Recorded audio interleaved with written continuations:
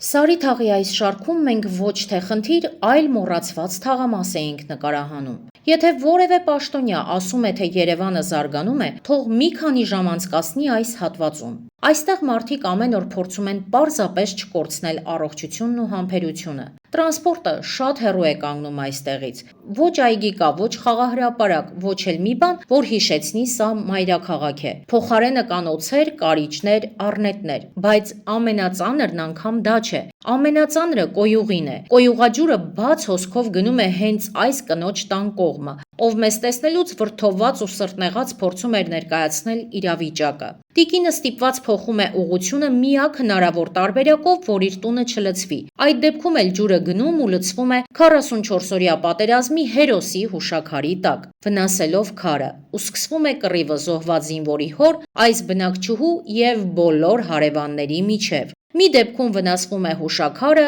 մյուս դեպքում տունը։ Եվ այս ամենը պատասխանատուների անգործության պատճառով։ Բնակչուհին ասում էր՝ պիտի մարդասպանություն լինի, որ գան հարցը լուծեն։ Ես խնդրում եմ, դու ուշադիր նկարի նայի, սա կոյուղին է։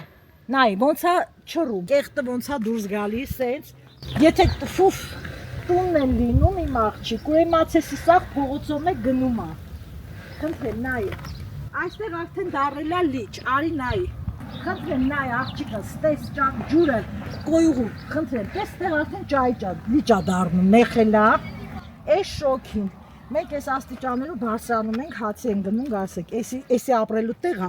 հլնդեղ ընենց ճամփա է բացել, հելնում է փողոցով դուրս է գալի, աղջիկ ջան։ Եթե այստեղ զիբլանոց է, ու այստեղ կոյուղին հել է գնում է, կռիստները ինչ պետք է անեն, ամեն մեկը այսքան։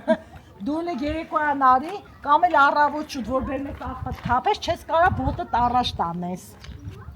Հիմա մենք հարցնենք քաղաքային իշխանություններին եւ բոլոր պատասխանատուներին։ Քանի ժամ դուք կապրեիք այստեղ։ Քանի օր ձեր երեխաներին կթողնեիք խաղալ այս պայմաններում։ Քանի շաբաթ կհանդուրժեիք, որ կոյուղաջուրը հոսի ձեր տան բակով։ Եվ վերջապես, ինչու եք այս մարդկանց ստիպել ապրել օձերի, առնետների եւ կոյուղաջրերի մեջ։ Շտաբի կանալիզացիան է եղել, դպրոցի կանալիզացիան է, վերևի ավլողի կանալիզացիաներն է, ղեկավար չունենք, այս երկրում մի հատ տեր տիրական չունենք, մենք անտեր շունենք, մինչև այս կանալիզացիայի համար մարդասպանություն չլինի, չենք հանգստանա, պիտի անպայման ամբողջ օրը կռվում ենք։ Սարի թաղի այս շարքում խնդիրը միայն կոյուղին չէ, ամենամեծ խնդիրը պատասխանատուների անտարբերությունն է։